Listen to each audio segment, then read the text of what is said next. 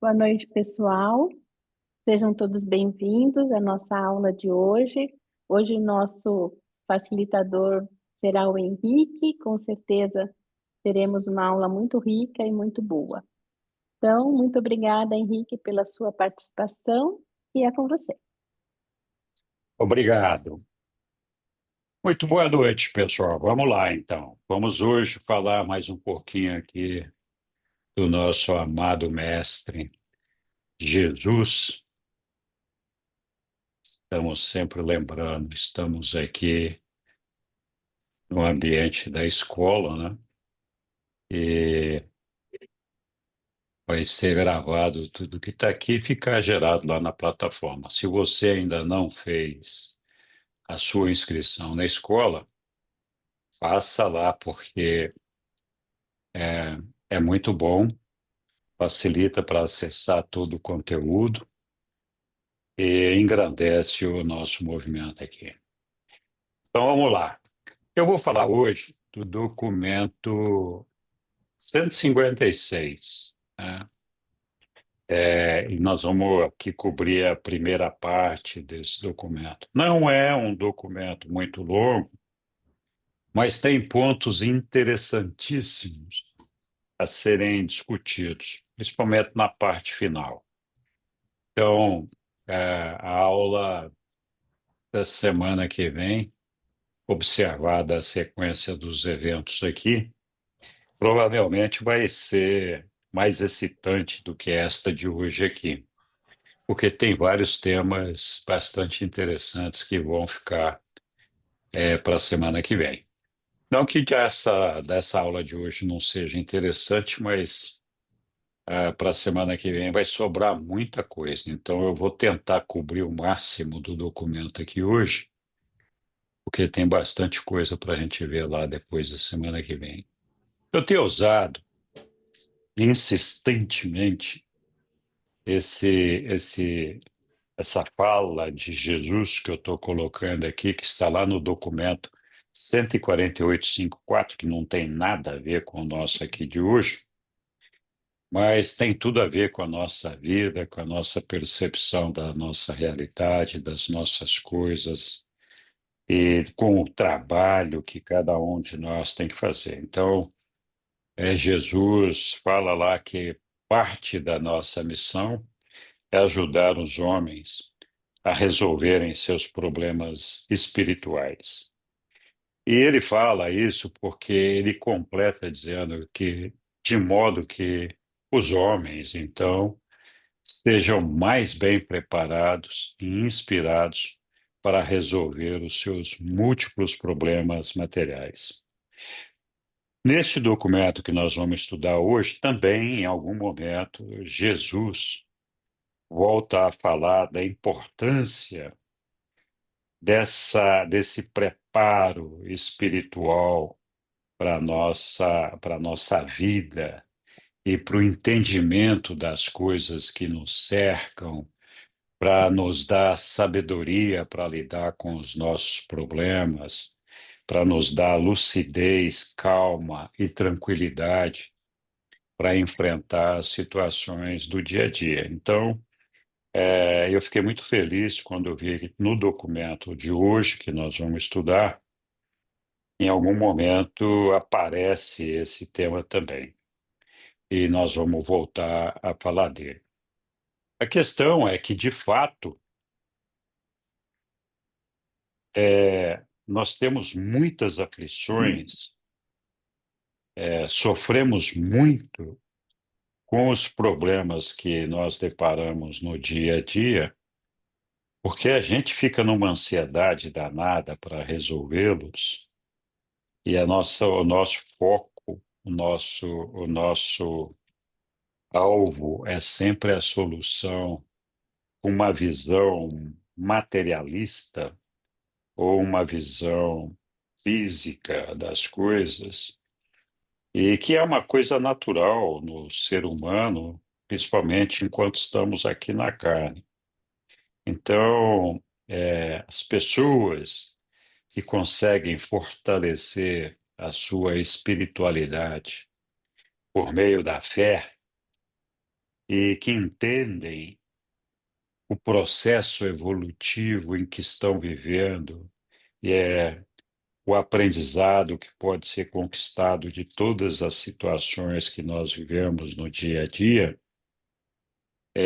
tem uma visão diferente dos problemas que nós enfrentamos, né? Uma visão diferente no sentido de que todos nós, tendo essa elevação espiritual, sabemos que esses problemas que nós temos, as dificuldades que nós temos neste mundo, são problemas transitórios, né? O que não tem solução, solucionado está. A nossa vida aqui neste mundo é muito curtinha. O que é 100 anos, né? Se é que a gente chega nos 100 anos, e a tendência é a gente ultrapassar isso aí, o que significam 100 anos, né, diante da eternidade, né? Não é nada, absolutamente nada. Então, às vezes, nós damos importância exagerada às situações da nossa vida terrena, e com isso nós sofremos mais do que precisaríamos sofrer. Então, essa visão espiritual das coisas, de aprendizado, esse negócio todo, nos ajuda a enfrentar os problemas no dia a dia com mais coragem, mais tranquilidade e, e mais sabedoria. É, claro, os problemas não vão desaparecer. E a força que a gente ganha para lidar com tudo isso aí vem da convicção, e como diz o nosso Pai, é, com as vossas aflições eu me afligirei e eu estarei lá do teu lado para passar por todas elas, né? Então, a certeza da presença do nosso Pai nos amparando e nos guiando na solução dos nossos problemas da melhor maneira possível é um conforto do qual nós não podemos abrir mão. Infelizmente, muitos de nós não prestamos atenção a esse fato. Vamos lá, então. Nós estamos falando, então, do documento 156, que é a estada em Tiro e Sidom de Jesus e o corpo apostólico, acompanhado de mais 12 evangelistas, né? É, Jesus continua aqui se afastando da proximidade com o Jerusalém e os territórios ali dos judeus que poderiam motivar ou ensejar um confronto direto com eles. Então, estão aqui num período de descanso, nessa região de Tirom e Sidom. Então, no dia 10 de junho à tarde, Jesus e seus colaboradores chegaram a Sidom e se hospedaram na casa de uma senhora que havia estado como paciente lá no hospital em Betsaida, quando Jesus, né, estava no apogeu da sua predileção popular e antes que a turma do Sinédrio começasse a persegui-lo incansavelmente. Os evangelistas e os apóstolos ficaram alojados com alguns amigos dessa senhora, né? E passaram cerca de 2 semanas e meia ali naquela região de Sidom, antes de partir para as cidades da costa ao norte, né? Esse sábado, em junho, foi um dia de muita calmaria, já que eles chegaram lá, né? Todos estavam absorvidos nas suas meditações sobre os recentes discursos do mestre que nós vimos aí a semana passada, naquele texto magnífico que a Vânia esteve conversando conosco. Então, todos ainda estavam meditando sobre aqueles discursos, aqueles textos, né? E que eles haviam estado escutando a caminho de Sidom. Todos eles haviam sido capazes de apreciar um pouco daquilo que lhes havia sido dito.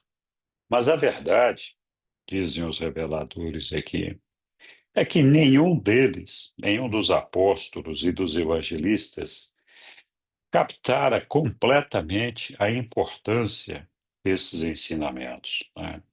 Então, como de costume, ainda vinculados com a nossa mente mortal, sempre carregada com as nossas crenças, as nossas culturas, os nossos dogmas, as nossas construções de ideias e de ritos que nos são inculcados por esse meio ambiente onde a gente vive, o grande universo, que muitas vezes é apenas o ambiente, o universo que nos cerca.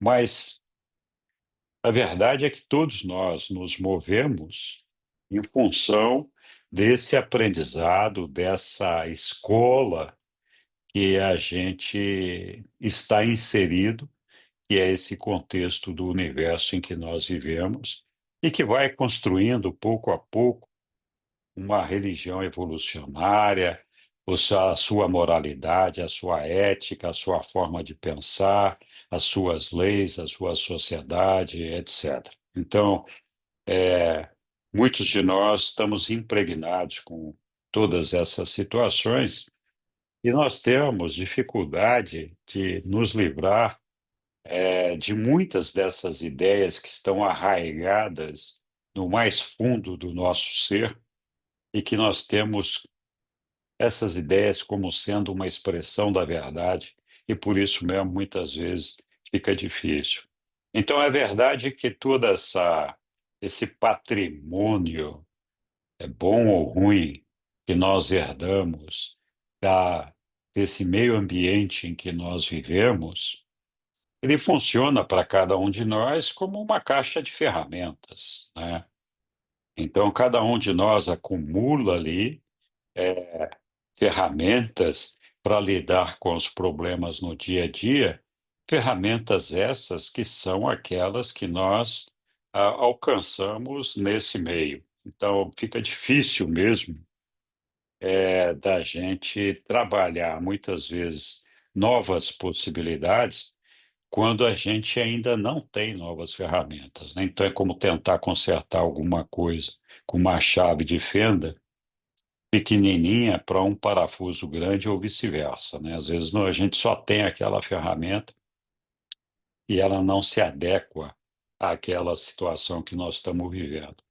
Então, de fato, para muitos de nós, para todos nós, é difícil assimilar novas verdades, novos conceitos, novas realidades em função desse patrimônio que a gente carrega com tudo que nós absorvemos ao longo da nossa existência, desde o eh, do momento da nossa gestação e mais os nossos antepassados até o momento que nós chegamos hoje.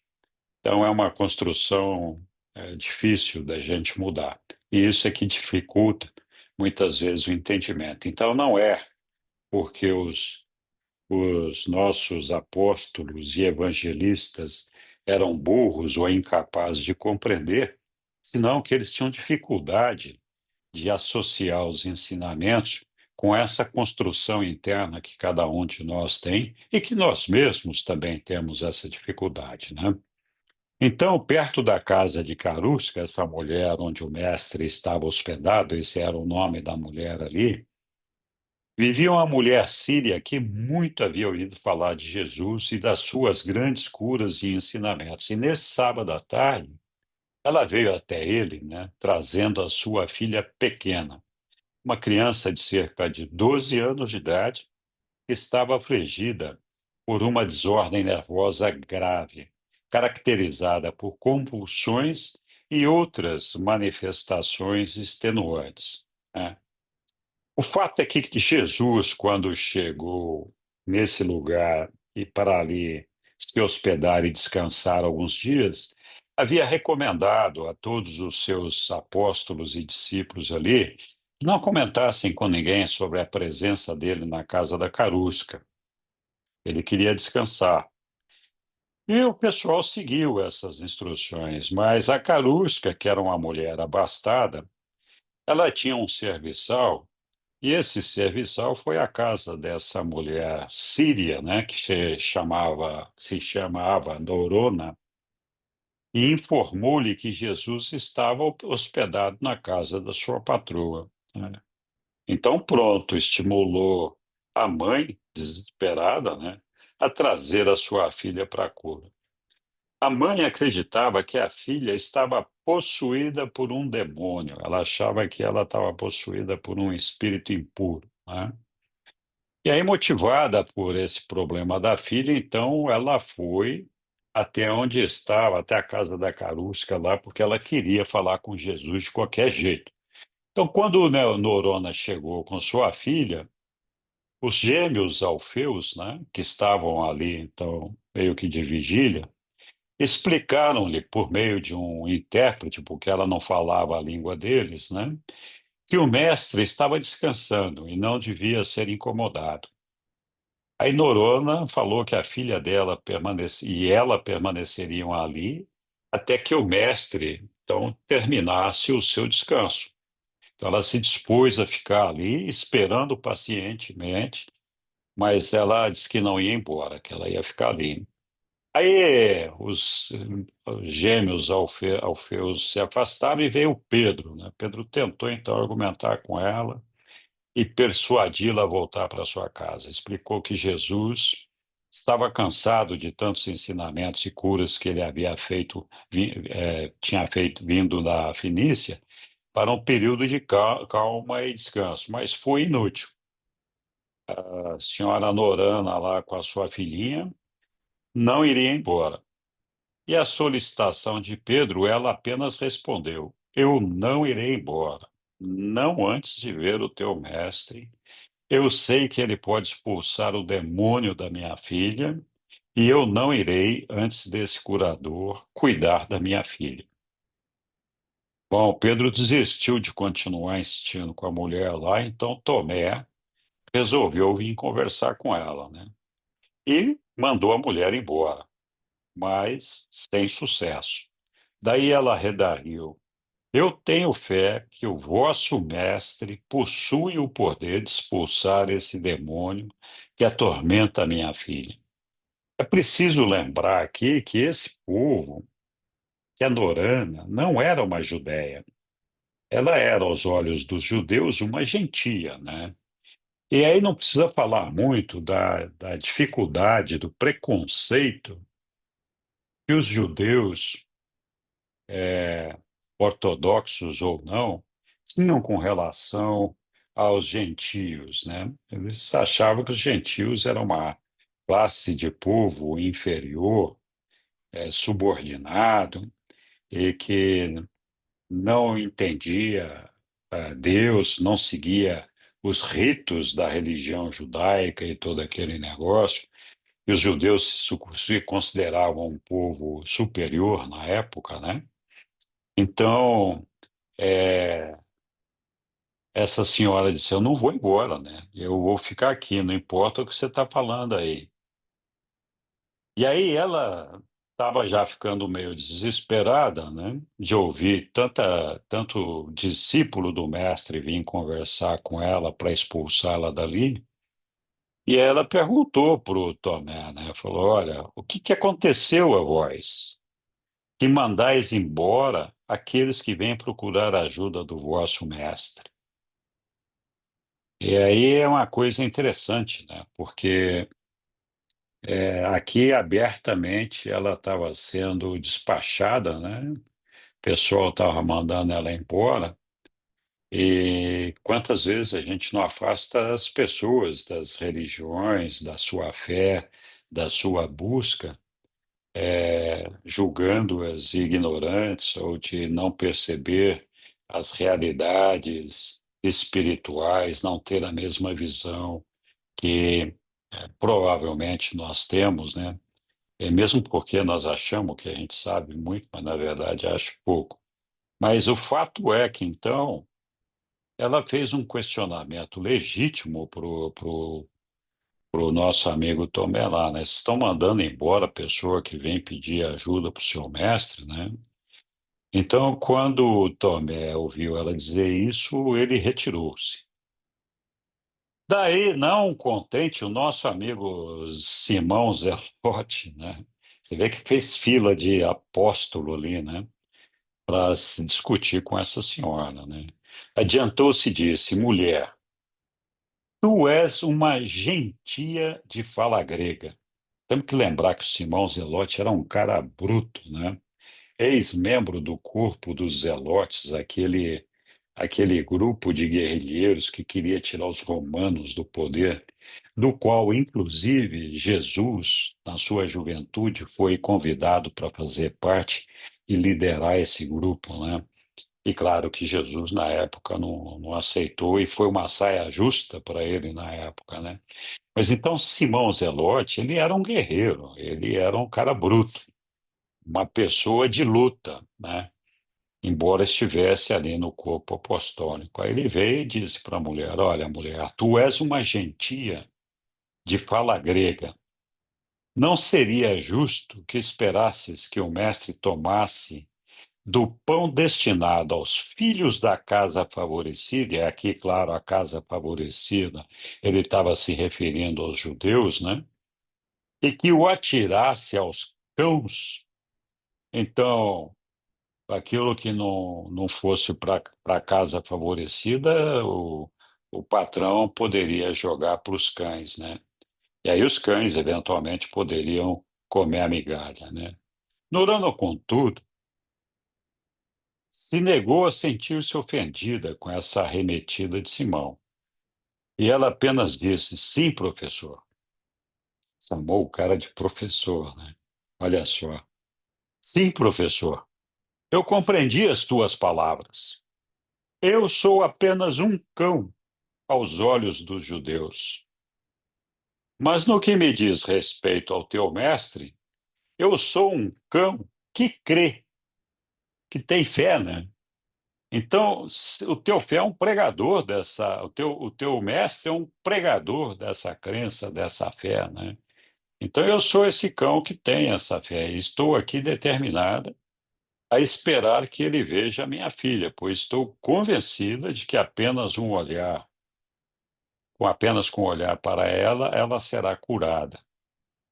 E nem mesmo tu, aí não só chamou o cara de professor, como disse, meu bom homem. Depois, mesmo depois dele ter chutado a canela dela lá, para não dizer que chutou outras coisas, mas nem mesmo tu, meu bom homem, ousarias privar os cães do privilégio de obter as migalhas que por acaso caem da mesa das crianças. Então, é claro que os apóstolos aqui, os discípulos, seguiam o mestre e tinham um grande amor por ele, mas essas atitudes, né, embora eles estivessem aqui tentando proteger o descanso de Jesus, como Jesus havia pedido, essas atitudes eram desnecessárias, né? Eles podiam dizer para ela: olha, tudo bem, aqui eu vou te dar um copo d'água aqui, vou te servir um espetinho, vou te dar uma esfirra para comer, né? E você fica aí esperando, vamos ver, a hora que o chefe tiver descansado, o mestre tiver descansado, a gente conversa com ele, vamos ver o que acontece, né? Então, eu não precisava ter essa atitude agressiva, arrogante, que muitas vezes nós temos com as pessoas que nos cercam, né? Então, foi muito, muito. Acho que essa senhora deu uma lição ali para os nossos apóstolos, mas não sei se eles entenderam também, né? Exatamente nesse momento, essa menina pequenina, a filha dessa senhora, foi tomada de uma convulsão violenta diante de todos. E a mãe gritou: aí está. Podeis ver que a minha criança está possuída por um espírito impuro. A nossa necessidade não vos impressiona, mas certamente impressionará ao vosso mestre. Pois fui informada que ele ama todos os homens e que ousa curar até mesmo os gentios, os cachorros, né, os gatos, os cães, quando eles não creem, quando eles creem. Não sois dignos de ser discípulos dele. Eu só irei quando a minha filha estiver curada. Haja determinação, né? Tudo bem. É louvável a determinação da senhora depois de ter chutado tantas vezes, né, ter sido chutado tantas vezes, persistir ali. Qualquer um de vocês pode me interromper a qualquer momento, sem acanhamento nem pudor nenhum. Tudo bem, vamos lá. Jesus havia escutado toda essa conversa por meio de uma janela aberta. Agora saía, para a surpresa de todos, e dizia: Ó mulher, grande é a tua fé, tão grande que não consigo impedir o que desejas. Toma o teu caminho em paz. A tua filha já está curada. E a menina, então, ficou boa a partir daquele momento. Quando a senhora Norana e a criança estavam saindo, Jesus pediu a todos, né, que não tocassem no assunto e não falassem que eles estavam por ali, né? Então, ele, como sempre, cada vez que acontecia alguma coisa assim, ele sempre pedia, olha, vamos evitar de falar desse negócio, não precisa fazer fofoca, né? E conquanto os seus seguidores viessem a atender esse pedido, a mãe e a criança não cessariam de proclamar o fato da cura da menina por toda a região e até mesmo em Sidom. Tanto assim que Jesus julgou aconselhável mudar de alojamento dentro de poucos dias. Então, no dia seguinte, ao ensinar aos seus apóstolos comentando sobre a cura da filha da mulher síria, Jesus disse: E tem sido assim por todo o caminho. Podeis ver por vós mesmos como os gentios podem exercer a fé salvadora nos ensinamentos do Evangelho do Reino do Céu. Então, assim, a raça mais desprezada pelos judeus, o povo mais desprezado, que eram os gentios, né? É, que aos olhos deles não eram capazes de fazer nada. E aí Jesus, ó, tá vendo como é que os caras, eles aceitam, né, o evangelho e seguem o reino do céu, né? Em verdade, eu vos digo que o reino do Pai será tomado pelos gentios se os filhos de Abraão não estiverem dispostos a demonstrar fé suficiente para entrarem nele. Então, estava aqui a ideia de Jesus mostrando para eles que não existia esse negócio de raça melhor ou pior, senão que o ensinamento pode alcançar a todas as pessoas que se disponham a ter fé para seguir os ensinamentos do Mestre, né? Então, entraram em Sidom, passaram por uma ponte, e isso aqui é bastante curioso, porque, por incrível que pareça, para muitos deles que estavam ali com Jesus, essa era a primeira vez que eles viam uma ponte, né? Então, sobre a ponte, Jesus disse: Este mundo é apenas uma ponte. Passai por ele, mas não deveis pensar em construir nele um local de residência. Então é engraçado, né? Quantas vezes nós ouvimos falar que a nossa vida aqui não passa de um andaime, ou de uma ponte, ou de uma coisa transitória, temporária, mas a gente não se cansa de ter uma fixação em estabelecer um ponto, uma âncora que nos prende a este mundo aqui. É. A gente parece que sente necessidade de construir alguma coisa que nos amarre aqui neste mundo, que nos mantenha aqui neste mundo, né? Eu estava até estudando um documento esse fim de semana aqui, que nós falamos aí num- numa reunião com o grupo de estudos, e nesse documento, o revelador fala lá que os mortais não precisam morrer, mas eles morrem. Eles morrem porque eles não alcançam o objetivo que é proposto para eles, enquanto aqui na carne, que é de se fusionar com o ajustador do pensamento, né? Então, se nós nos fusionássemos com o ajustador do pensamento, nós não teríamos que passar pela morte.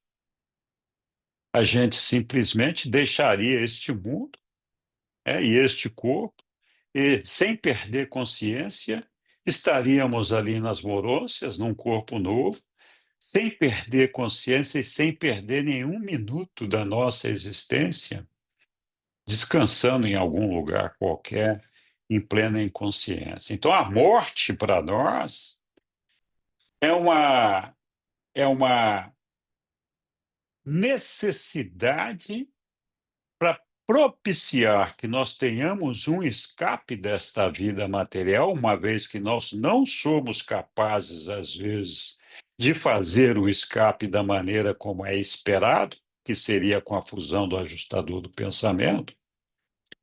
Então, é a maneira de nós escaparmos desta matéria e termos uma oportunidade de ter o nosso período de prova de desenvolvimento espiritual ali nas Morôncias. Quem sabe ali nas Morôncias, com essa extensão do nosso período de prova, que não é uma segunda chance, a gente então acorda e tem a oportunidade de se desenvolver para alcançar, então, essa fusão com o ajustador do pensamento.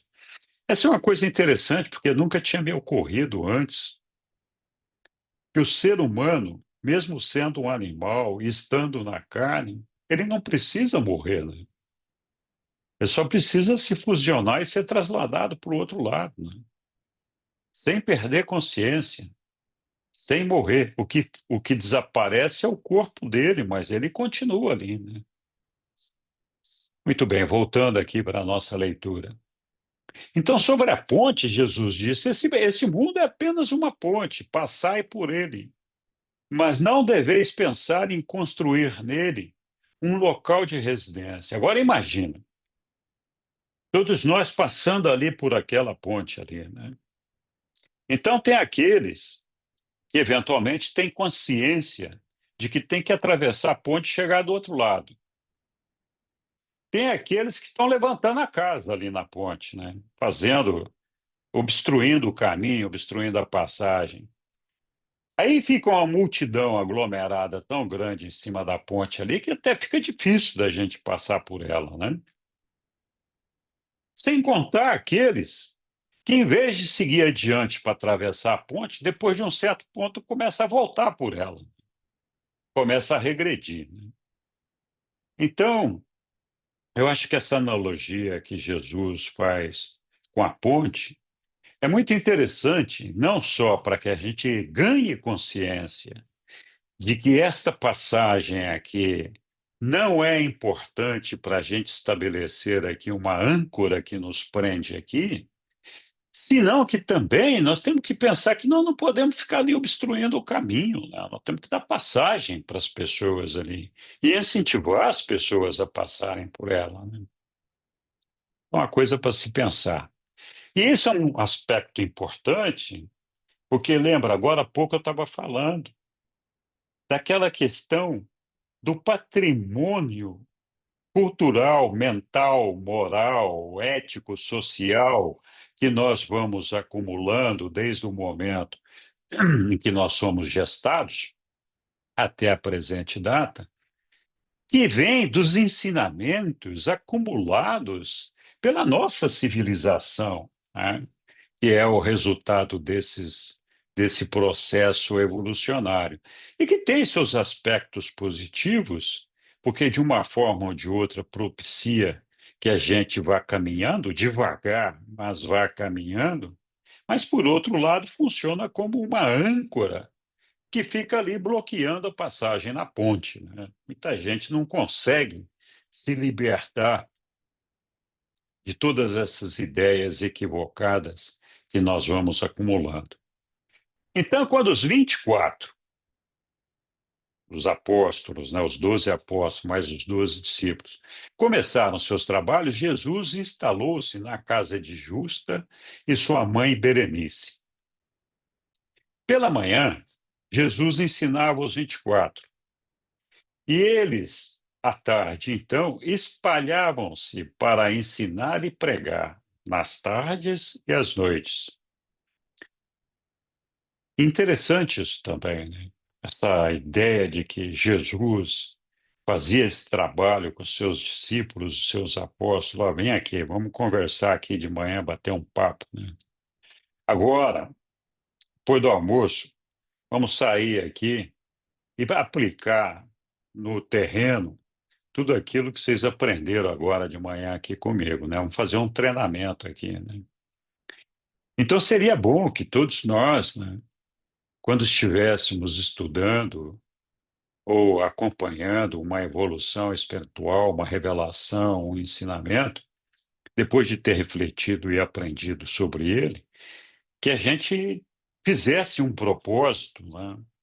E olha, não sei, então amanhã, quando eu acordar, eu vou tentar colocar esse negócio aqui em prática no meu meio de trabalho, no meu caminho, no meu trajeto, enfim, na minha vida pessoal, de alguma forma, para ver se eu aprendi a lição, né? Então, eles ficaram bastante animados pelo modo como os gentios recebiam as mensagens deles. E durante a sua curta estada ali, muitas almas foram acrescidas ao reino. Essas 6 semanas na Fenícia foi muito frutífero para o trabalho de conquistar almas, né? Por quê? Porque os gentios tinham essa facilidade de se apaixonar pelos ensinamentos de Jesus e devotar uma grande fé naquilo que era ensinado. Mas os escritores judeus, que registraram muitos desses fatos, né, eles habituaram-se a passar por cima e desconsiderar esse registro. Por quê? Porque isso envolvia o desenvolvimento desses gentios que, de certa forma, estavam levando vantagem sobre os judeus, né? Então, não interessava para eles ficar contando uma história de que eles não conseguiam acompanhar os ensinamentos de Jesus da mesma forma que os gentios estavam acompanhando.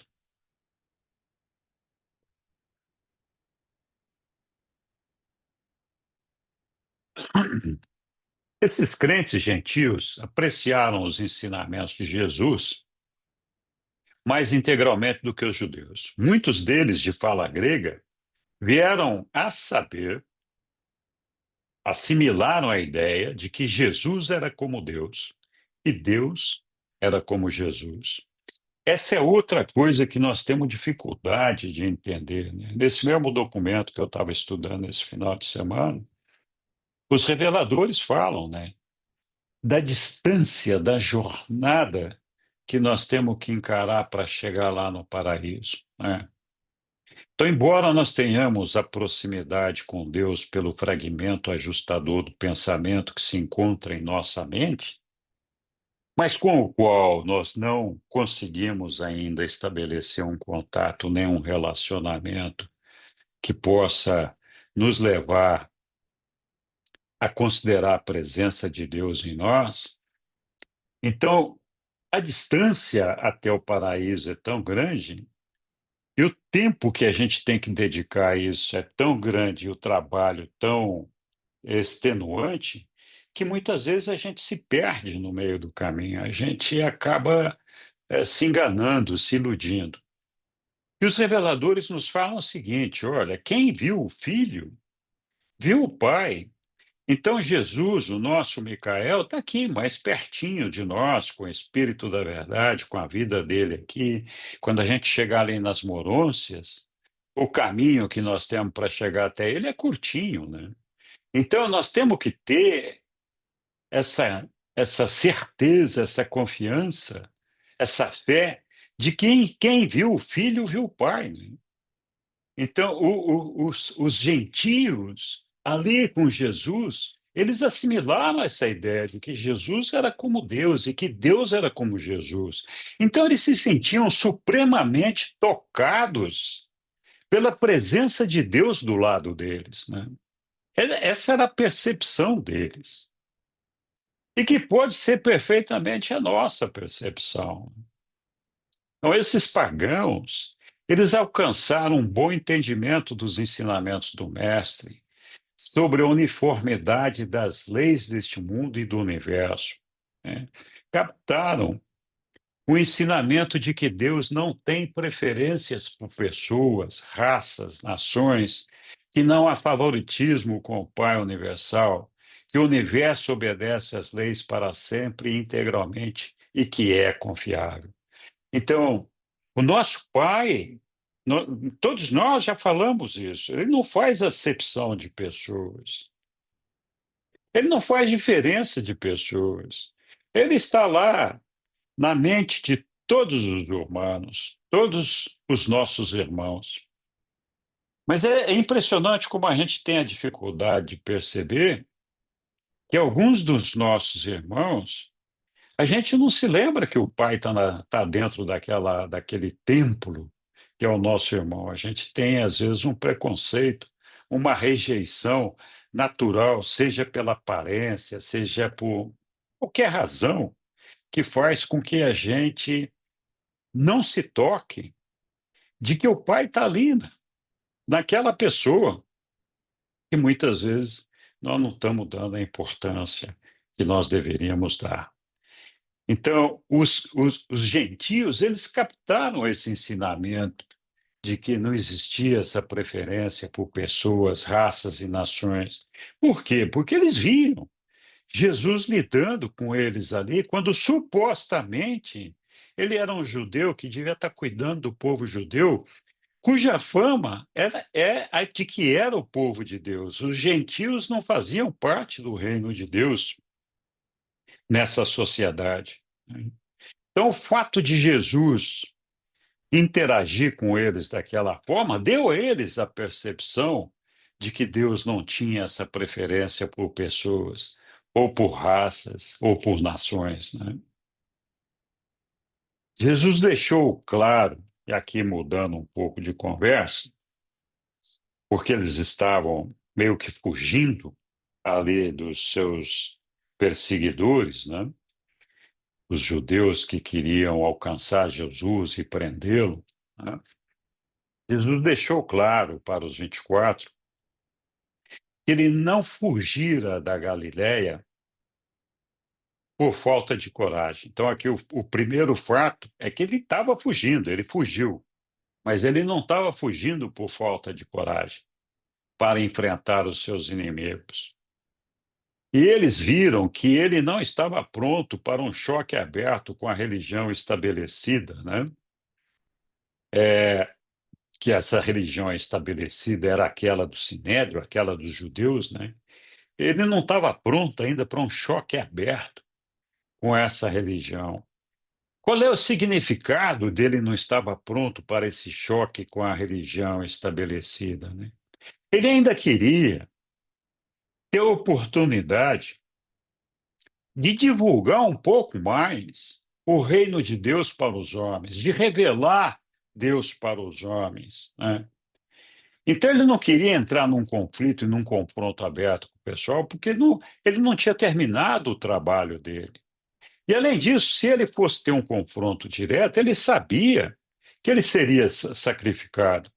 Ele não tinha o poder humano, né, de superar a força daquele povo do Sinédrio. E ele não ia usar o poder divino dele, o poder de Deus, para superar isso. Então, se ele se apresentasse ali, ele ia deixar de completar o trabalho dele, que é uma coisa que ele queria fazer, que ele é uma missão que ele tinha que cumprir, e ia se transformar num Marte, né?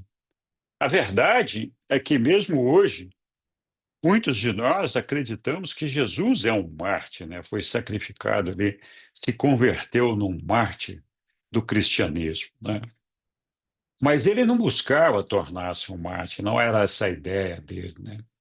Então, numa dessas conferências, o mestre fala pela primeira vez e disse: Ainda que passem o céu e a terra, as minhas palavras sobre a verdade não passarão. Então, o povo podia fazer o que quisesse. Então, até hoje, podemos fazer o que a gente quiser. A revelação de Jesus, ela é verdadeira, ela é imutável, ela é perene, ela é eterna, ela vai permanecer entre nós por toda a eternidade. Então, essa verdade do reino de Deus, da paternidade do nosso Pai, da irmandade dos homens, pode acontecer o que a gente quiser que aconteça, pode até destruir metade do universo, mas essa verdade vai continuar para sempre, não vai mudar nunca, né? Não importa o que nós façamos. Então, é assim, ou a gente aprende a compreender isso e a conviver com isso e aceitar e assimilar isso com sabedoria e espiritualidade, ou a gente vai fracassar no nosso trabalho de reconhecer que nós somos filhos do nosso Pai e somos todos irmãos, né? E que somos parte do reino de Deus. Então, essa ideia de Jesus vai permanecer para sempre, aconteça o que acontecer. Então, o tema das instruções de Jesus durante a estada em Sidom foi a progressão espiritual, de que maneira que nós nos desenvolvemos e evoluímos até chegar a Deus. Ele disse-lhes que não podiam permanecer estagnados, que deviam ir em frente na retidão ou retrocederiam até o mal e o pecado. Então, esse é um fato. Muita gente, nós mesmo já, eu mesmo já falei isso algumas vezes, né? Hoje já não mais, mas eu desejo alcançar a Deus, eu reconheço que Deus é meu Pai, mas eu não posso ficar parado nisso. Eu tenho que ter uma ação, eu tenho que demonstrar na minha vida, para mim mesmo e para todos os meus irmãos, o verdadeiro Deus, aquilo que eu acredito, tenho que perseguir essa ideia de uma maneira incansável, dedicar o máximo de tempo que eu puder a fazer a minha realização espiritual. Se eu ficar estagnado, se eu não avançar, não fizer um progresso espiritual, o que vai acontecer é que minha fé não vai se desenvolver.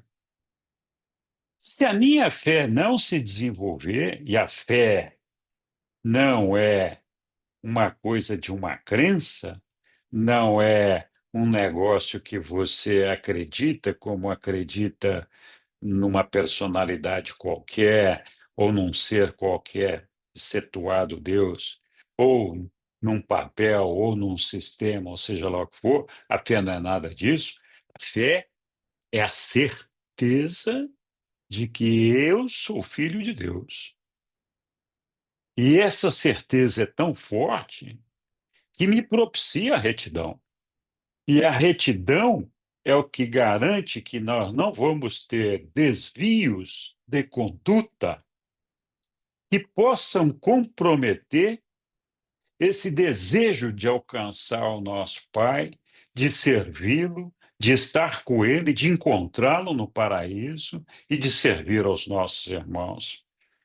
Então, se eu não tiver essa fé, eu não tiver essa retidão, eu vou me deixar subornar na primeira oportunidade que aparecer, seja por uma tentação de dinheiro, seja por uma tentação de prazer, seja por uma tentação de poder, alguma coisa vai me desviar desse caminho.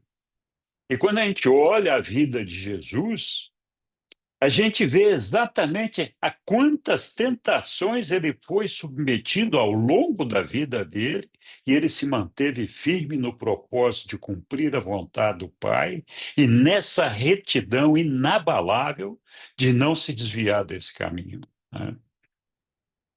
E ele tem razão, se a gente não tiver essa fé e essa retidão, nós ficamos sujeitos ao mal e ao pecado, porque sem a força da fé, sem a força, sem essa retidão, nós não somos capazes de resistir ao pecado. Se for o prazer, se for o dinheiro, se for qualquer coisa que possa nos colocar em tentação. Então, aqui eu vou relembrar o que Jesus falou sobre o mal e o pecado, né? Porque eu já falei isso em outras oportunidades, isso aqui até foi objeto de algumas palestras, e acho que é importante, essa é uma das falas mais importantes de Jesus para nos alertar sobre os cuidados, sobre a forma como nós temos que conduzir a nossa vida para promover o nosso desenvolvimento espiritual. A questão é que a maioria de nós confunde o pecado com o maligno, o mal com o maligno, né? Nós achamos que ser mal é ser extremamente perverso, é matar, roubar, ser pedófilo, essas coisas. E não é isso. O mal não é isso. É isso também, mas não é isso. Esse é um mal exacerbado. Então Jesus vem e diz assim: olha, não confunde o mal com o maligno, a quem nós chamaremos de iníquo. Isso aqui está lá no documento 148, quem quiser ver. Jesus diz o seguinte: olha, eu vou explicar para vocês o que é o mal.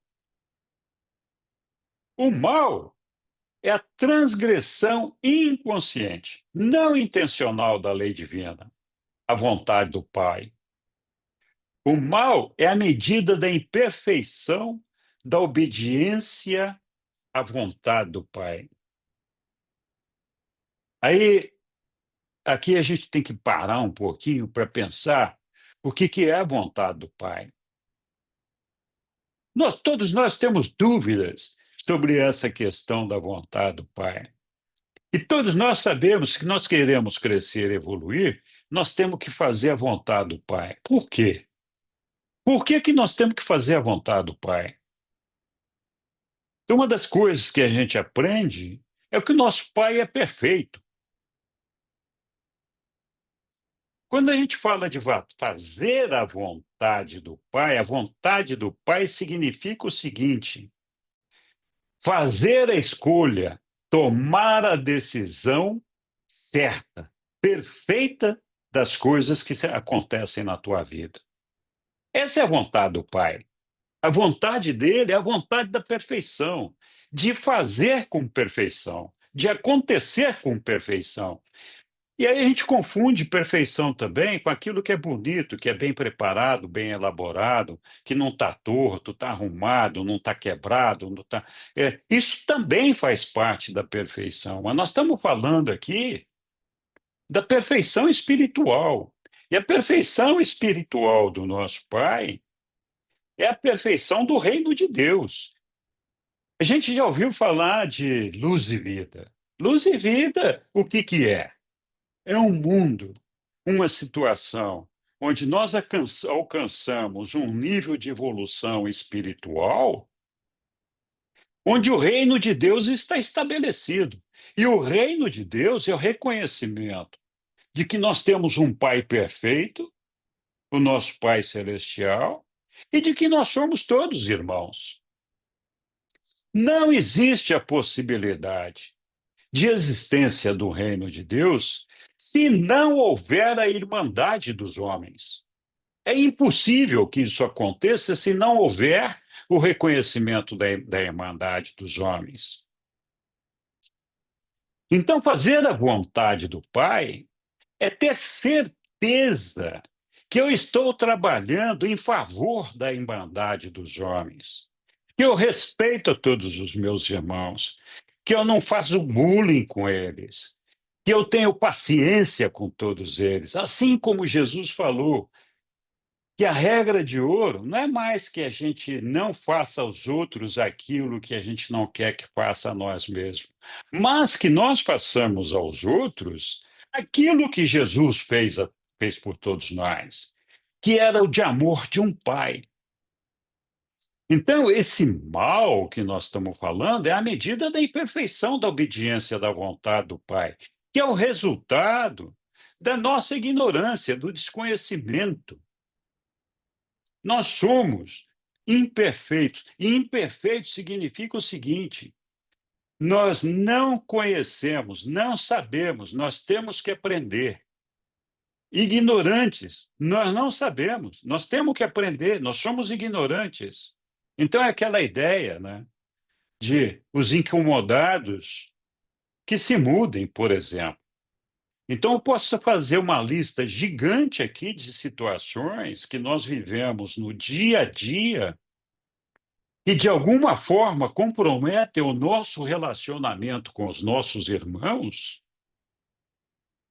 porque a gente se acha bacana, se acha bonito, mais sabido do que os outros, e a gente acha que a gente é bonzinho, que a gente é uma pessoa boa porque a gente não mata e não rouba.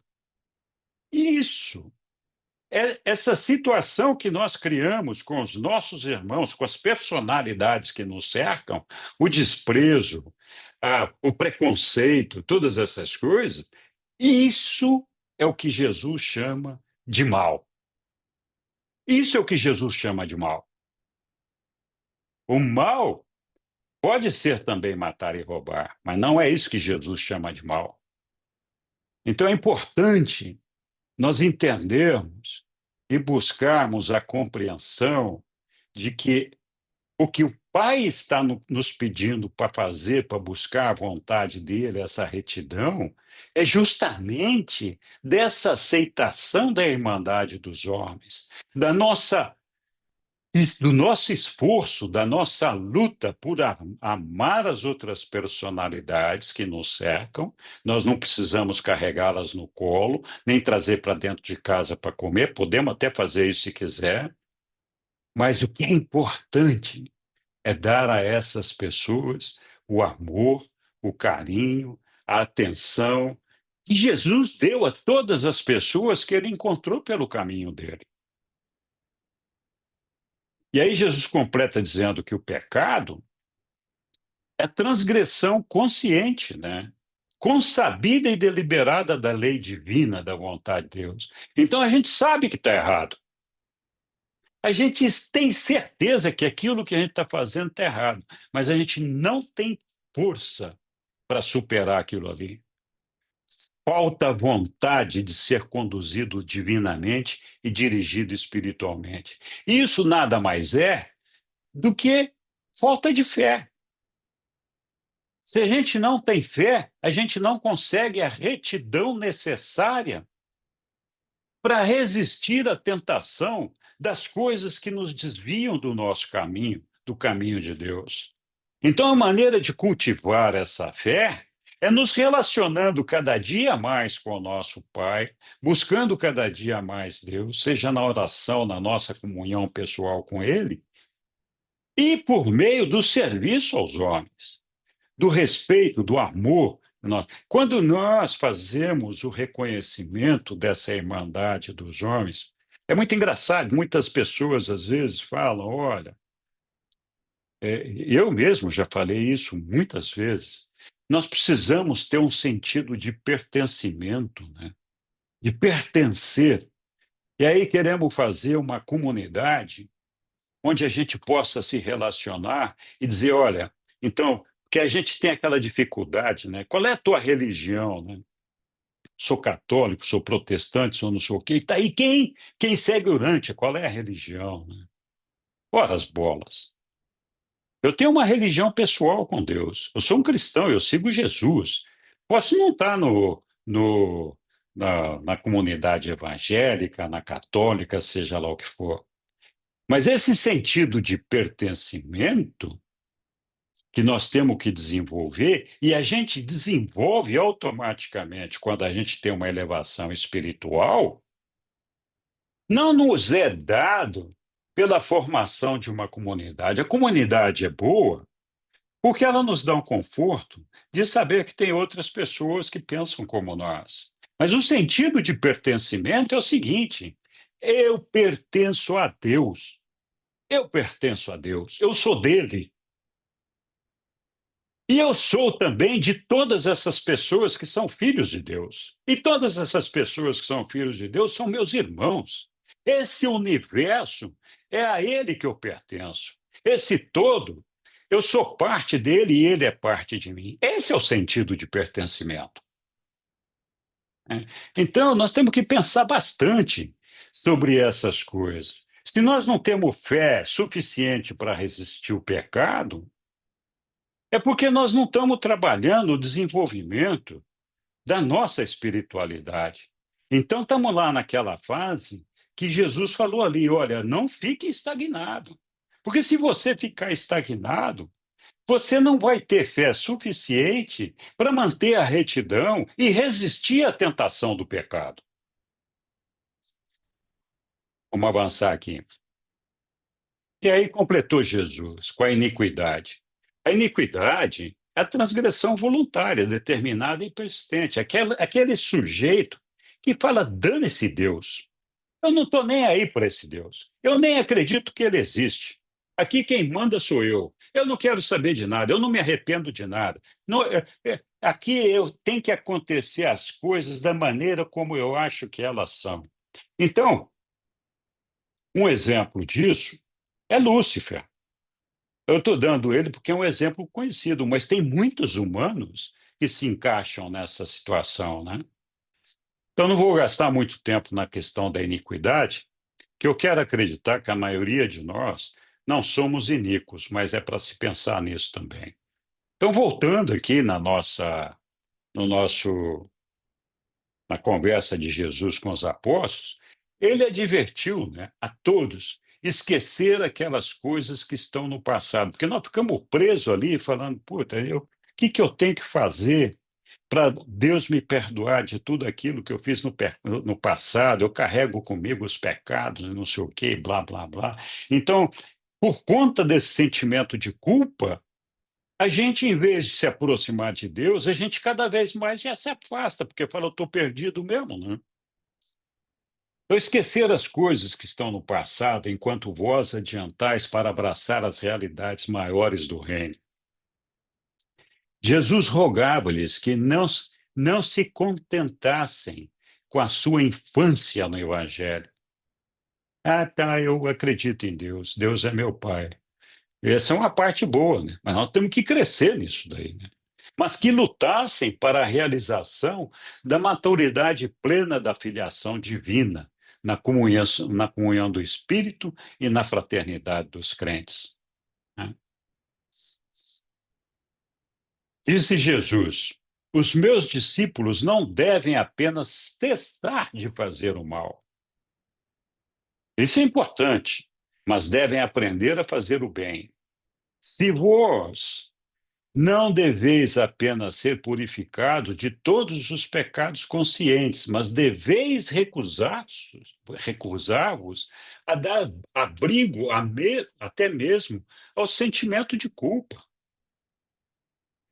O sentimento de culpa funciona como uma cárcere. Nós ficamos presos naquele negócio ali, nos sentindo culpado das coisas. Então, a ausência do sentimento de culpa nos dá uma liberdade, a liberdade de saber que nós estamos trabalhando, buscando cumprir a vontade de Deus e evitando fazer o mal e buscando fazer o bem. Então, se confessardes os vossos pecados, e essa aqui é a questão daquele que é pecador, que aquele que é pecador sabe que está fazendo o pecado e tenta resistir de fazer o pecado, né? E aí é interessante porque todos nós, quando pecamos, sabendo que estamos pecando, a gente depois fica ali ajoelhado, fica ali sentado. Meu Deus, pelo amor de Deus, me perdoa desse negócio aqui. Eu juro que eu nunca mais vou fazer esse negócio, tá? Não é isso? Quem tem consciência de Deus, acontece isso, peca, não tem força para evitar o pecado, mas depois se arrepende e fica ali clamando por perdão. Então, se vós confessardes os vossos pecados, eles estarão perdoados. E assim, se nós tivermos Deus dentro de nós, nós devemos ter a consciência vazia de ofensas, vazias de culpa. Jesus tinha um grande prazer com o apurado senso de humor que os gentios demonstravam. O senso de humor apresentado por Norana, lembra aquela mulher lá que chamou o Simão Zelote de professor e sim senhor? Isso era um sentido de humor, né? A mulher síria, bem como a sua grande e persistente fé, tanto tocaram o coração do mestre e como funcionaram como um grande apelo à sua misericórdia. Jesus lamentava grandemente que o seu povo, o judeu, fosse tão desprovido de humor. Houve uma vez que Jesus disse a Tomé: Olha, o meu povo se leva por demais a sério. Eles são tão inteiramente desprovidos de qualquer apreciação do senso de humor, né? Não tem senso de humor nenhum. E a religião pesadona dos fariseus nunca poderia ter tido origem junto a um povo com algum senso de humor. Imagina a Norona lá, né? A Norana lá, vivendo junto com os judeus e eles fazendo toda aquela regra. Agora lava o pé, agora lava a mão, agora lambe não sei o quê, agora não pode fazer isso. Ela ia escachar de dar risada, né? Meu senhor, meu professor, né? Que é isso, né? Tenha dó. Então, a eles também falta coerência. Ficam atentos aos mosquitos, mas engolem os camelos. Que é isso que acontece com as pessoas que exageram na sua seriedade, na sua falta de senso de humor. Muito bem, o mestre deixou ali Sidom, né? Foi indo para a costa até Porfírio e Aunua, foram recebidos pelos gentios, muitos foram acrescentados ao reino, bom, enfim, estavam ali numa viagem, ali na quarta-feira, 6 de julho, todos retornaram a Sidom e ficaram na casa de Justa até o domingo pela manhã, quando então partiram para Tiro ao sul, ao longo da costa, passando por Sarepta, chegando a Tiro na segunda-feira, 11 de julho. A essa altura, os apóstolos e os evangelistas estavam acostumando-se a trabalhar entre esses chamados gentios, então já estavam aprendendo que era gente boa, né? E na realidade descendiam principalmente das primeiras tribos dos canadeus, né? De uma origem semítica ainda mais primitiva. Todos eles falavam grego. Foi uma grande surpresa para os apóstolos e para os evangelistas observar a avidez desses gentios ao ouvir o evangelho e perceber a prontidão com a qual muitos deles imediatamente acreditavam nesse evangelho, né? Aí eles, chegando em Tiro, de 11 a 24 de julho, eles ensinaram em Tiro, né? Passaram a fazer lá as palestras lá e o ensinamento. Cada apóstolo se fez acompanhar de um evangelista, então de dois em dois eles iam ensinar, né, ensinaram a pregar em todas as partes. E a população poliglota desse porto, porque ali eles falavam várias línguas, em função de ser um porto de mar que tinha um grande movimento e um grande comércio internacional para a época, ouviu-os com muito contentamento. E muitos daqueles ali, daquele povo, foram batizados na fraternidade exterior. Eu destaquei essa fraternidade exterior aqui, Porque eu consigo entender fraternidade, mas eu não consigo entender o exterior. Até procurei no inglês para ver a melhor maneira, mas esse é o único lugar que aparece no livro essa questão da fraternidade exterior. E eu confesso que eu não consigo entender o que significa essa fraternidade exterior. Depois, alguns dos sábios presentes aqui podem, de repente, me ajudar a entender esse negócio aí. Então, foram batizados na fraternidade do reino, e Jesus manteve o centro de apoio na casa de um judeu chamado José, um crente que vivia a uns 5, 6 quilômetros ao sul de Tiro, não muito longe da tumba de Irã, o qual havia sido o rei da cidade-estado de Tiro, que Tiro era uma cidade-estado, durante os tempos de Davi e Salomão. Então, Jesus, né, passou ali um tempo com o pessoal descansando e ensinando, e o mestre falou em Tiro apenas uma vez, na tarde de 20 de julho, quando ensinou aos crentes a respeito do amor do Pai por toda a humanidade e sobre a missão do Filho de revelar ao Pai a todas as raças de homens. Houve ali na região um tal interesse pelo Evangelho do Reino entre esses gentios, nessa ocasião, que as portas do templo, né? As portas do templo ali até se abriram, né? Foram abertas para ele. E em anos posteriores, uma igreja cristã foi edificada ali nesse mesmo local, desse antigo templo. Bom, eu vou fazer uma pausa aqui, porque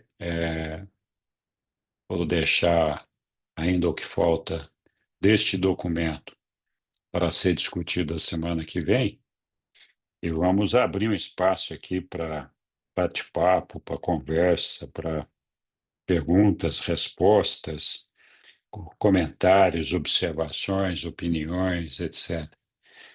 Boa noite, Roberto. Diga lá. Boa noite, Henrique. Boa noite, pessoal. Ó, que alegria estar aqui. Muitos comentários que eu desejei fazer ao te ouvir, Henrique, eu coloquei lá no grupo da Escola de Urântia, tá bom? Tá bom. Mas essa última leitura, se você puder colocar na tela, quando Uhum. Jesus fala da fraternidade exterior, isso aí é Aham. muito. É,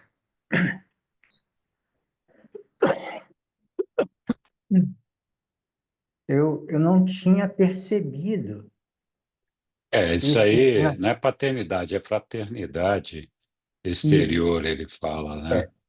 É. Eu, É, eu, eu eu tentei creio, encontrar aqui, mas não encontrei. Tá aí. eu creio que ele está falando da fraternidade social, tá? Quando o livro de Urântia fala das eras de luz e vida, ele fala da fraternidade espiritual e da fraternidade social. A fraternidade espiritual é imediata, é a fraternidade daqueles que são filhos do Espírito Divino no coração da alma e mente. É uma fraternidade interior. E a fraternidade social é a sociedade humana mesmo e a fraternidade entre nossas manifestações terrenas do ser. Eu reforço essa interpretação dizendo que entre os espiritualistas, né, da sociedade teosófica, aquele que escreveu Filosofia Perene, Ken Wilber, entre muitos espiritualistas, eles falam algo parecido com a prática interior das religiões e a prática exterior das instituições dos rituais. Ele fala que a essência de todas as religiões é uma essência espiritual interior que eles chamam de esotérica, que é interior à fraternidade espiritual, ela é interior espiritual. E Uhum. exotérica é exterior, é a manifestação exterior e social da religião. Então, eu traduziria fraternidade exterior como fraternidade social, em contraposição à fraternidade espiritual, que é como você falou, Henrique, você não precisa estar numa religião, numa igreja de cimento e tijolo, para se sentir pertencendo à família universal. Quando você vive a filiação a Deus e a pessoa espiritual de Deus, você se sente parte da Irmandade Universal, pela graça dele, o Pai de todos. Obrigado, Roberto. Faz um certo sentido o que você está falando. E aqui o que me ocorreu quando eu estava vendo isso daqui é porque ele está falando aqui, ó, que muitos foram batizados na fraternidade exterior. O batismo é um símbolo, é uma coisa, é um rito de inclusão de pessoas, né, das pessoas humanas, ali no meio de uma comunidade. Mas esse é um ato, esse rito, ele é exterior. A espiritualidade, o rito espiritual, não demanda que a pessoa seja batizada, né?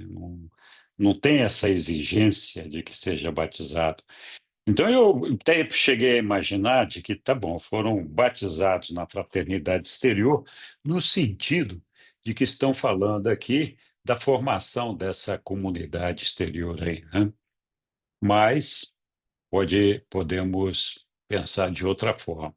A verdade é que uma especulação da minha parte, eu entendo o que você falou, Roberto, e pode ser por aí mesmo, mas não sei. Mas me surpreendeu, e eu até fui buscar no inglês para ver se eu conseguia encontrar alguma coisa que pudesse explicar, mas não encontrei nenhuma explicação dentro do livro de Urante para isso, né? A não ser essa que nós estamos falando aqui.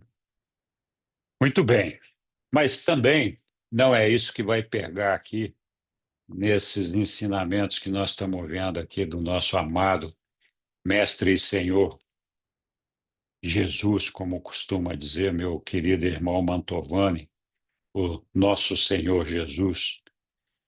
Então não é isso que vai pegar aqui.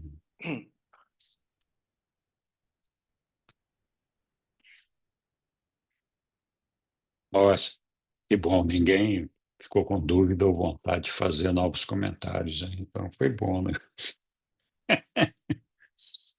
Ai, ai. Tá bom, pessoal. Bom, se não temos, diga lá, Hélio. Diga, Hélio.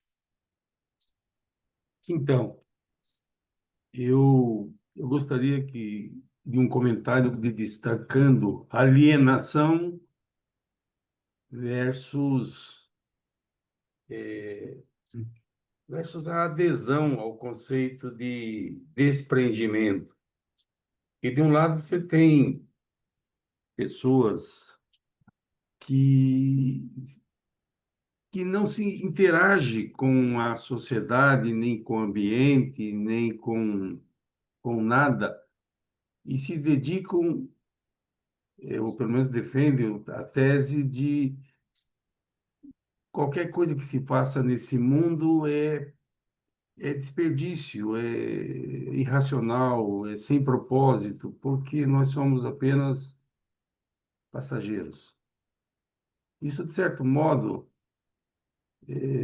coloca todos aqueles que trabalham para construir este mundo, vamos dizer, construir numa direção correta, família, amigos, patrimônio, interação social, como um mau exemplo para esses alienados que se fecham em si, em comunidades específicas, tal. Então, não se prender é sinônimo de alienação ou é apenas uma interpretação equivocada?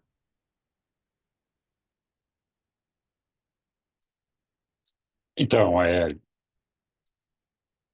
eu acho que, na verdade,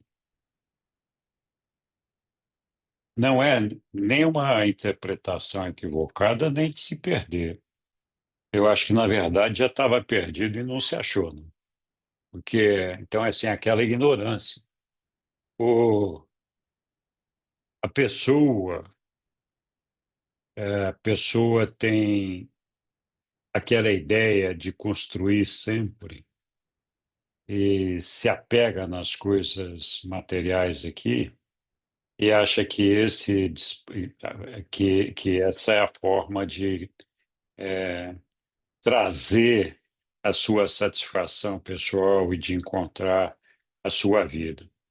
Nós, evidentemente, a pessoa que acredita na vida eterna e que busca a vida eterna tem outro entendimento dessas coisas. Mas eu acho que o fato da gente saber que a nossa vida é passageira aqui também não nos permite pensar que, já que esse negócio é passageiro aqui, nós não temos que dar muita importância às coisas aqui. Na verdade, nós estamos aqui justamente para aprender a lidar com essas coisas, para dar importância para elas e aprender a superá-las, administrá-las, a gerenciá-las de uma forma que possa nos ajudar a nos construir e nos levar para o outro lado. Então, não é porque nós somos animais, não é porque nós estamos na matéria que nós devemos negá-la. Nós somos parte disso daqui, não tem como contestar isso, a gente tem que viver isso daqui, né? Então, sim, nós temos que viver a vida nossa aqui, dando a tudo que nos cerca a devida importância, sem os apegos, sabendo que o que nós temos aqui é uma coisa transitória, temporária. A nossa alma, a nossa mira, o nosso objeto de cobiça tem que estar no futuro da eternidade, em alcançar Deus e tudo mais. E coitado daquele que não percebe isso, né? Porque só pode ser infeliz, não tem o que fazer. Não tem nada de errado com a nossa ignorância. Não tem nada de errado com a nossa imperfeição. Deus nos criou dessa forma. E nós estamos sujeitos a equívocos e estamos sujeitos ao mal por conta disso. Mas, o que tem de errado é nós não percebermos que nós temos que ter um caminho evolutivo em direção ao nosso Pai. E a maneira de fazer isso é produzindo os frutos do Espírito, e a gente só consegue fazer isso se a gente for alimentado pelo Espírito de Deus, estabelecendo uma relação pessoal com Ele. De outra forma, a gente não consegue fazer isso daí. Então, é meio que um círculo vicioso. Se a gente não busca, cada vez mais nós vamos ficar afastados. Se a gente busca, a gente encontra, mas o trabalho nessa direção é eterno. É infindável, é interminável. Não tem um ponto de parada para dizer chegamos aqui, né? Não tem. Tem etapas a serem vencidas, a serem alcançadas, mas nós nunca vamos ter um ambiente de jardim com arpinhas tocando e a gente deitado passivamente na beira do laguinho, descansando para a eternidade. Isso não vai acontecer, né? Olá, Arlindo. Boa noite. Boa noite. Que eu queria comentar, até esperei para o final da aula aí, né, para não cortar a apresentação, que daí Sim, tem aquela parte ali no começo da aula que trouxesse sobre aquela mulher que veio com a filha, né, que sim, veio com problema e tudo, e daí acho que é nessa ali, né, que fala que ela discutiu, na verdade, foi com o apóstolo, né, parece que Simão, que respondeu a ela aquela história dos cachorrinhos que se alimentam dos Isso, pães, que das daí ele migalhas, né? dizendo, pois é que daí na Bíblia tá de outro jeito, né? Parece que na Bíblia diz que foi Jesus que falou aquilo lá, que é mulher, não sei o quê, eu vim primeiro para os da casa de Israel e não sei o quê, né? E os cachorrinhos que comem as migalhas e tal, né? Ficou aquela ideia. E uma vez eu perguntei isso para um padre, né? Que eu ouvi essa parte do Evangelho e para mim não fazia sentido, né? É, Hum. que isso saiu da boca de Jesus, né? Além de não ser uma coisa assim que não conseguia ter uma interpretação direito do que estava na Bíblia, lá no Evangelho, né? Que nem sei qual é o Evangelho e onde está isso, né? Além de não fazer sentido a interpretação, também, daí quando o padre me explicou isso, o nome dele era Padre Tiago, ele me explicou isso, mas aí foi nessa ideia aí de que Jesus veio primeiro, ele veio para o povo de Israel, né? Nesse sentido aí que a explicação do padre, né? Mas na verdade isso daí que quando eu lesse aí, que estava apresentando, né, ficou claro que, na verdade, não foi Jesus que falou essa história aí de que ele veio primeiro para um povo selecionado e tal, na verdade, não, né? E, e acho que nós estamos aprendendo porque, na verdade, também, tipo, até nós, às vezes, alimentamos algumas ideias meio errôneas, né? Principalmente agora que a gente tem um pouquinho desse conhecimento aí sobre também a genética que foi implantada na humanidade, que é o DNA adâmico, por exemplo, né? Que daí, então a pessoa que tem mais DNA adâmico se torna mais preferencial e tal. Pode até ser que dentro de um período da história teve, né? Uma certa preferência por aqueles que, nem no caso ali, o povo judeu, em algum dado momento da história, o povo judeu teve um pouquinho de preferência no sentido que eram eles que eram o povo que iriam preparar, né, tudo isso aí para a questão do monoteísmo e tal, que tinha mais direção, né, no tempo da religião racial. Só que daí, tipo, tem uma outra passagem no livro de Urântia que também fala que quando Jesus veio, a outorga dele já havia sido essa miscigenação adâmica já tinha acontecido, né? Não existia mais uma raça adâmica separada dentre as raças do planeta, né? Então, nesse sentido também, então, isso ali já estava realizado, né? Então, Jesus veio para apresentar a religião pessoal, né? E nessa religião pessoal aí, não importa se a pessoa é gentil, é de outra fé, outra cultura, etc. Então, né? Então, foi isso daí que eu achei interessante, que o livro de Urântia deixou claro, né?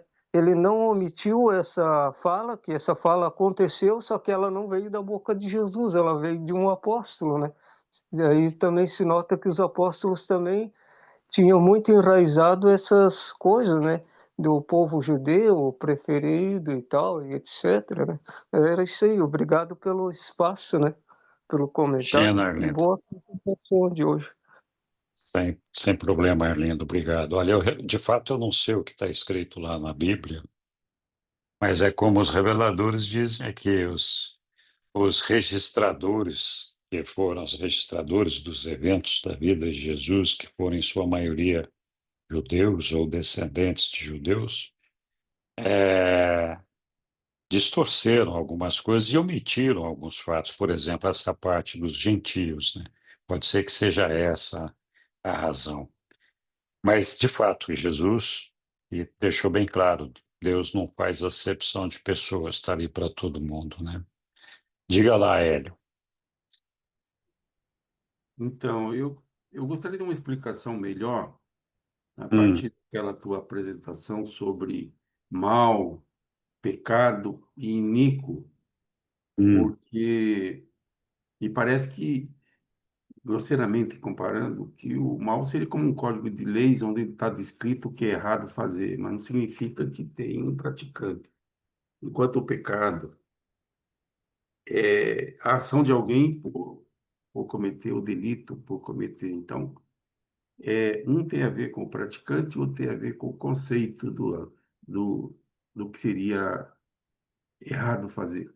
Bom, mas depois tem distinção entre o pecado, e o pecador. O pecado e a iniquidade.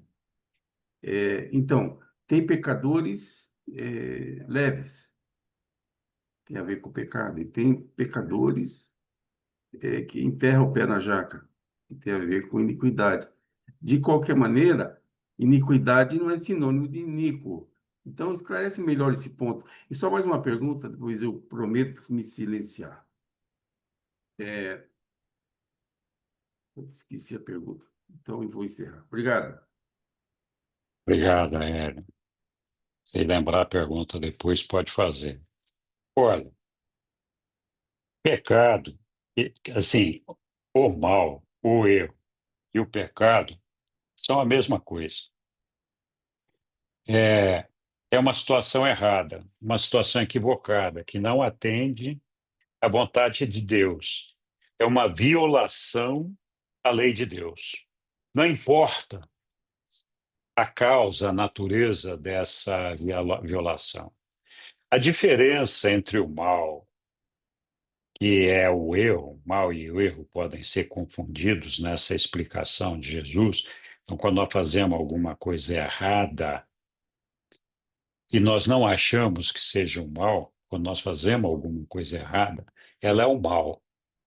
E muitas vezes nós fazemos isso de maneira inconsciente. Então, a diferença entre o mal e o pecado é que o mal, ele acontece de uma maneira inconsciente, involuntária. A gente comete o mal, comete o erro por ignorância, por desconhecimento, por não saber o que está fazendo. Enquanto que o pecado, que pode ser a mesma situação daquele que é ignorante, enquanto que o pecado, aquela pessoa que está praticando aquele erro, aquele mal, tem consciência e sabe que aquilo está errado, mas não consegue resistir, não consegue se controlar para evitar que aquilo aconteça. Então, a diferença entre os dois está na sua natureza, no fato de que um deles é uma atitude involuntária, inconsciente, enquanto que o outro é uma atitude consciente e voluntária. O pecado geralmente denota essa falta de fé que o indivíduo tem.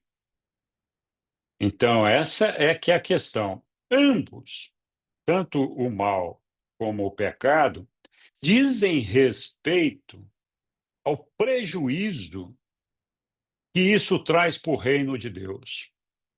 De que forma esse prejuízo acontece? Que é principalmente, que diz respeito principalmente ao relacionamento entre pessoas.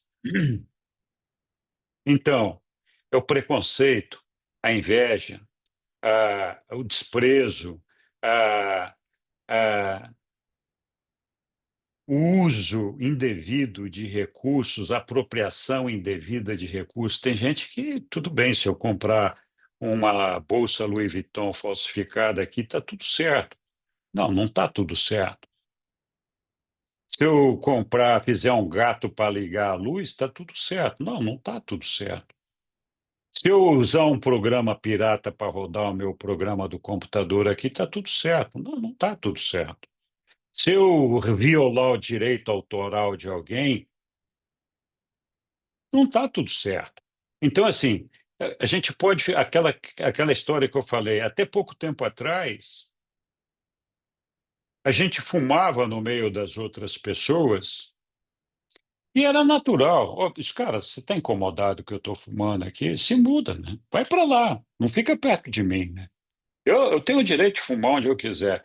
Hoje, a sociedade tem uma consciência diferente com relação a isso. Sabe que não deve fumar. E já é mais bem aceito e mais bem reconhecido essa imposição da lei, dizendo: olha, você não deve fumar no meio de outras pessoas, né? Mas até pouco tempo atrás, isso era uma coisa aceitável. Assim como é aceitável soltar fogos de artifício, né? Ah, faz aquele foguetório aqui, né?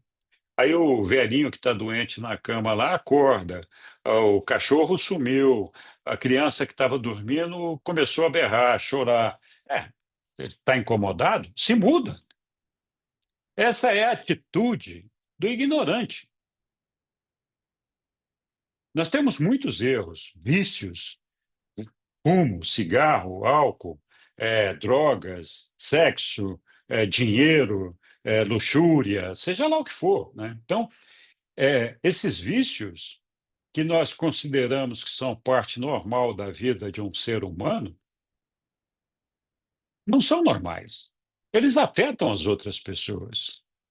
Eles afetam o bem-estar da humanidade. Eles afetam o todo. Eles impedem o perfeccionamento do todo de alguma forma. Nós não chegamos em luz e vida com essas equivocações. Por quê? Porque, no melhor dos cenários, a gente tem uma situação onde apenas a gente fala assim: ó, os incomodados se mudem. Eu estou aqui na minha, é um problema seu.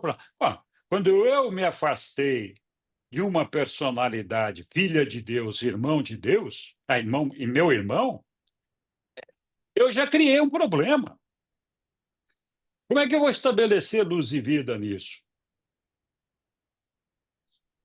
Então, o direito das pessoas, o respeito, a paciência, o amor, a dedicação, o serviço, cada vez que a gente falha nisso, a gente está cometendo o mal. Nós não estamos fazendo a vontade do Pai. E a gente pode fazer isso de forma involuntária, por desconhecimento, por ignorância, ou de forma voluntária, sabendo que isso está errado, mas não consegue resistir.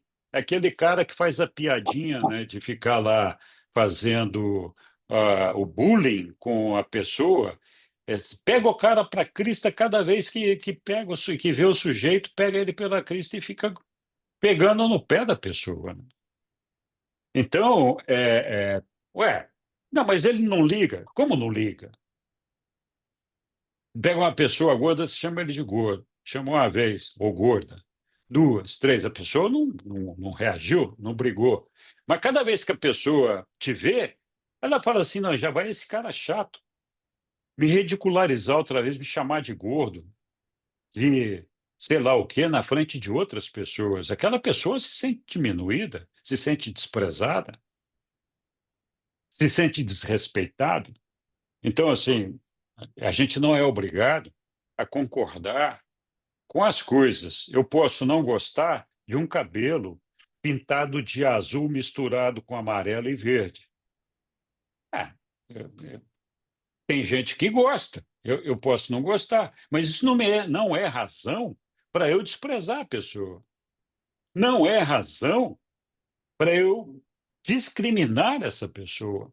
Não é razão para não ter compaixão, não ter amor, não ter respeito, não ter civilidade com aquela pessoa, né?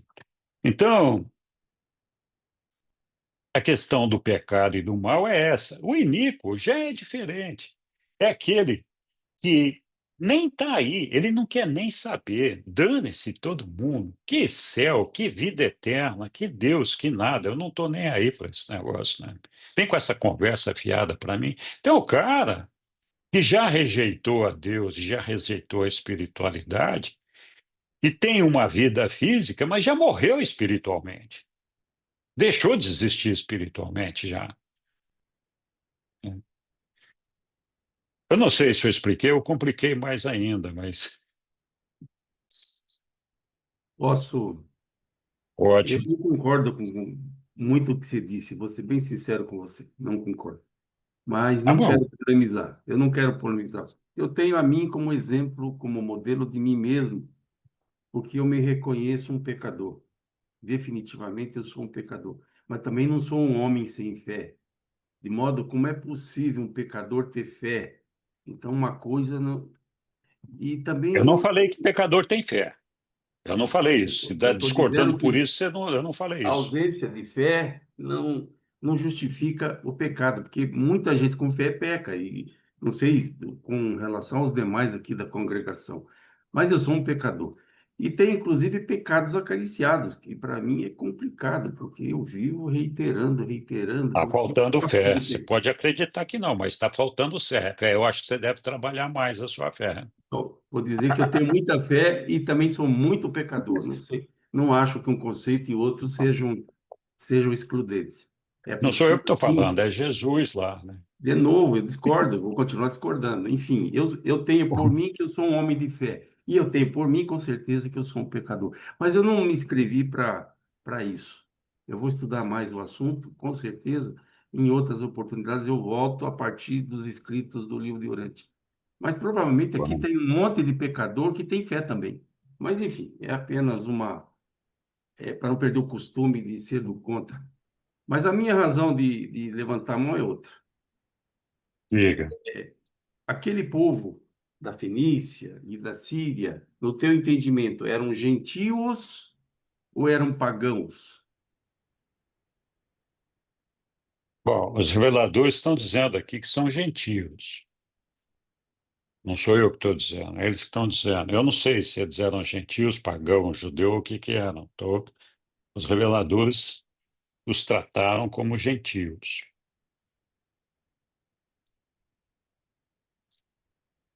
Qual é a diferença entre gentios e pagãos no teu entendimento?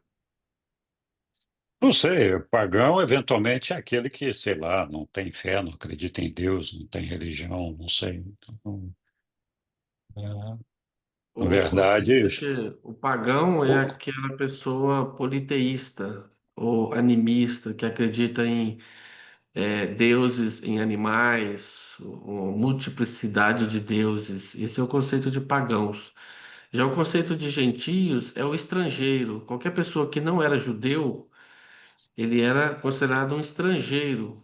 E os judeus acreditavam que Deus tinha um pacto com o povo judeu. Então, qualquer pessoa que não fosse judeu, não fosse da linhagem de Abraão, não fazia parte desse pacto, não era um filho de Deus, era um gentil, era um estrangeiro. Ele poderia até fazer parte se ele fosse adotado por uma família judia, né? Então, ele por adoção. Então, se ele fosse adotado, ele poderia fazer parte do reino, né? Era o que eles acreditavam, que o reino de Deus era exclusivamente para os judeus. Qualquer um que não fosse judeu era tratado como gentio, que era o significado de estrangeiro. Obrigado, Neemias. Muito bem. O Aélio concordou aí, então tá bom. Mais alguém, pessoal?